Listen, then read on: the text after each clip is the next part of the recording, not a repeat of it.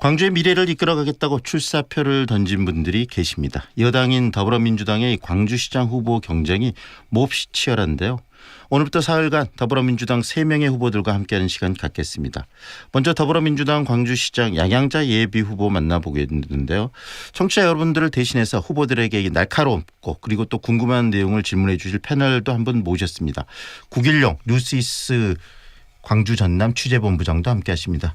안녕하세요, 양자 후보님. 네, 안녕하십니까. 네, 그리고 구 본부장님 안녕하십니까. 네, 안녕하십니까. 네, 두 분도 인사하시죠. 네, 안녕하세요. 안녕하세요. 네, 오늘이 세월호 침몰 4주기 정말 안타까운 날인데요. 정말 정치가 우리 사회에 어떤 역할을 해야 되는지 생각하는 그런 날이 아닌가 싶습니다.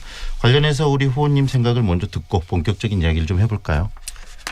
네, 대한민국에 다시 봄이 왔습니다. 그런데 여전히 마음이 아픕니다. 특히 오늘은 더 마음이 아픕니다. 며칠 전 제가 아들을 군대에 보낸 그 모습만 봐도 네. 가슴이 아픈데 얼마나 많이 아프십니까? 이제 세월호는 낡은 시대에서 새로운 미래로 가기 위해 정말 건너야 할 다리인 것 같습니다. 다시는 이런 참사가 일어나지 않도록, 다시는 이런 잔인한 사월이 되지 않도록 우리 정치가 진심을 다해 국민에게 약속하고 또 시스템을 제대로 만들어서 다시는 반복되지 않도록 해야겠습니다. 네. 이 세월호 이 안타까운 사건을 보면서 우리 정치가 정말 어떻게 나가야 되는지 정치의 어떤 책임 문제를 깊게 다시 한번 생각하게 됩니다. 본격적인 이야기 들어가기에 앞서서 구길용 본부장께 좀 여쭤보고 싶은데요. 네. 이번 더불어민주당 경선이 좀 복잡하게 치러지더라고요. 네, 그렇습니다. 예, 그 방식에 대해서 설명 좀 해 주실 수 있을까요? 네. 오늘은 양양자 후보님이 말씀을 주로 하셔야 되는데 내가 먼저 설명을 잠깐 드리고 가죠. 광역단체장 경선은 그렇습니다. 민주당의 권리당원 선거인단 ARS 투표 50%, 또 일반 유권자를 대상으로 한 안심번호 선거인단 ARS 여론조사 50% 이걸 합산하는 그런 방식입니다. 광주시장 경선은 본경선은 18일부터 20일까지 잘 아시겠지만, 그리고 결선으로 간다면 23일과 24일 이틀 동안 치러지게 되겠죠. 권리당원은 2017년 9월 30일까지 입당한 당원 중에서 2017년 4월 1일부터 올해 3월 31일까지 당비를 6차례 납부한 그런 당원입니다. 그리고 ARS 투표는 아웃바운드 투표 그리고 인바운드 투표 이 두 가지 방식으로 실시가 되는데, 아웃바운드는 모든 권리당원에게 ARS를 보내서 적합도를 묻는 것이고요.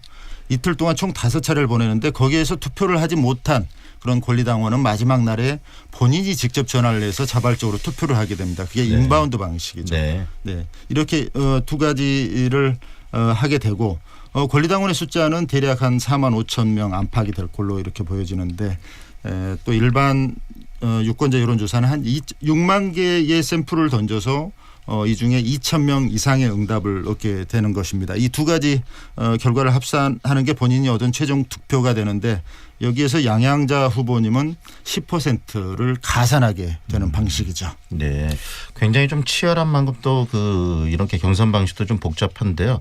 자, 이제 양 후보님께 여쭤보겠습니다. 왜 우리 후보님께서는 광주시장이 되려 하십니까?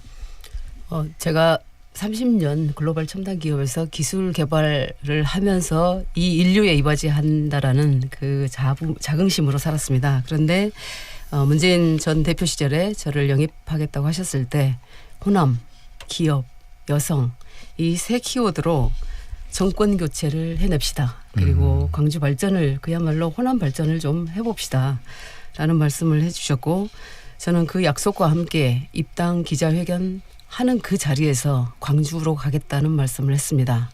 많은 분들이 왜 비례대표 안 가고 수권 출마를 안 했느냐라고 물으시는데요. 네.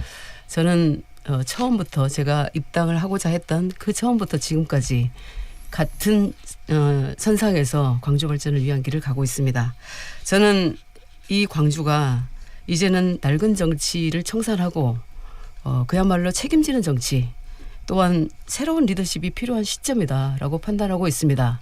기존 관료, 행정가, 정치가들이 이제는 책임져야 되는 이 시점에서 그야말로 새로운 리더십이 필요한 이때 그 새로운 변화를 위한 선택이 바로 문재인의 선택이었고 저의 선택이었습니다. 그 길로 가고자 합니다. 네. 그리고 저는 모든 것을 버리고 정권 교체와 광주를 위해서 민주당으로 온 그 선택이 잘못된 선택이 아니었음을 우리 광주 시민들께서 증명해 주시리라고 믿습니다. 결국은 이렇게 정치에 입문한 그 당시부터 광주를 위해서 정치를 하시겠다는 생각을 갖고 계셨다는 말씀이시네요. 네. 네, 그렇다면 이 광주 발전을 좀 저해하는 그런 요소들은 어떤 거라고 생각하십니까? 우선 광주는 경제적 낙후로 인해서 먹고 사는 문제가 해결되지 못했습니다. 그래서 모든 사안들이 다 정쟁의 대상으로 들어가 버리는 것 같습니다. 한 발짝도 앞으로 못 나가고 있다라는 말씀들을 참 많이 해주시고 있고요. 이것은 저는 광주를 잘못 이끈 낡은 기득권 세력들이 리더를 자취한 가운데 광주를 멈춰 세웠다고 생각합니다. 앞서 말씀드렸듯이 정치는 책임을 져야 합니다. 마치 아무런 책임이 없다는 듯이 다시 광주의 리더를 자청하고 나왔다는 것도 문제지만 네. 이들의 안일함과 무책임이 열악한 광주의 현실을 보면 모든 경제 지표들에서 꼴찌를 만들어 놓고 있습니다. 그래서 저는 이제 더 이상 과거로 돌아갈 수는 없습니다. 우리가 민주화, 인권, 평화의 가치를 정말 세계화 브랜드화하는 것도 중요하고 이제 완전히 새로운 광주를 만드는데 새로운 사람이 우선 새로운 리더십으로 시작해야 된다고 봅니다. 네, 기득권 세력을 극복하고 새로운 사람이 새로운 광주를 이끌어야 된다 이렇게 말씀을 하셨는데 우리 구본부장님께서는 이런 우리 양 후보의 지적, 진단에 대해서 어떻게 생각하십니까? 네, 광주를 30년 가까이 떠나 있었다 또 그렇게 알고 있는데 광주에 대해서 상당히 냉정하게 진단을 하고 계신 것 같습니다. 특히 경제적 낙후 문제 중요한 것 같아요. 양 후보님 과거와 미래, 낡음과 새로운 그런 구도로 가시는 것 같아서 일단 뭐 아주 좋다고 봅니다. 네. 네, 이제 본격적으로 이 구체적인 광주 현황에 대한 이야기를 좀 나눠봤으면 좋겠는데요. 이 구본부장님께서 이 청취자분들이 궁금해하실 현안 질문들을 좀 여러 개 준비해 오셨는데 양행자 후보에게 광주 시민들 어떤 질문을 가장 먼저 던지고 싶어할까요?